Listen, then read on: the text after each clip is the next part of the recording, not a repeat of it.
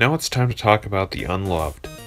Urban Champion was Nintendo's attempt at a fighting game in a world where fighting games are still uninspired button mashers. In fact, it's probably the second one-on-one fighting game to come out after Karate Champ.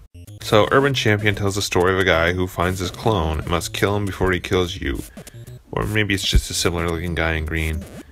You can either punch lightly or hard, either high or low.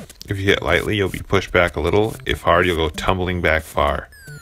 You can thankfully block if your arms are positioned in front of your body or your head. So this game is basically Punch-Out, but in a 2D mode. And not very interesting. If you get punched at the end of the screen, you'll roll back to the next block. The only way you'll stop this lookalike is eventually getting to the block that has the sewer on it, where you'll punch him in.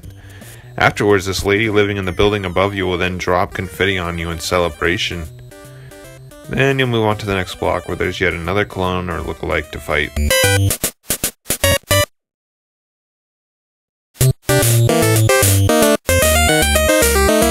Because of its early fighting game quality, Urban Champion is pretty much dismissed as a bad title.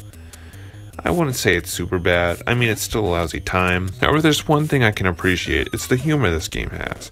As mentioned before, you defeat your opponent by dropping them into the sewer where a random woman will drop confetti on you from above her apartment at these random tough guy locations like the snack bar, the discount shop, or the bookstore. But watch out, some angry guy will drop a flower pot on you if you aren't careful. And probably the funniest part is sometimes the police will drive by and the two of you will walk back to the corners of the block and whistle like nothing happened. Hilarious. If you don't beat the guy in the time limit, the police will arrest you and you lose. I was framed, officer, I swear! So I think all the entertainment value you get out of Urban Champion was pretty much expressed in this video, so there's no real need to play it.